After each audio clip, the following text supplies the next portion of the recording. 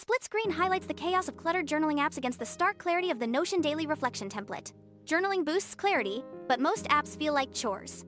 The split screen dissolves, revealing the full elegance and simplicity of the Notion template. A cursor hovers over the digital page, poised to answer the day's first question. The cursor moves, and the question "What went well?" is answered.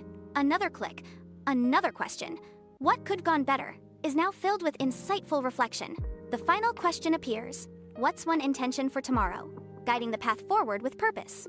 The screen bursts to life, showcasing a mood tracker where vibrant bar graphs dynamically shift colors, mirroring an array of emotional states. Animated text gracefully appears and disappears, revealing an inspirational quote, "It's like having a mini coach inside your planner." My attention is captured by the on-screen text, drawing me into its message. A vibrant screen glows, revealing the power of journaling to reveal productivity and mood patterns. You'll start noticing patterns when you're most productive or why certain days feel off. The video ends with a clear call to action. A montage unfolds, displaying diverse individuals effortlessly integrating the Notion template into their daily lives.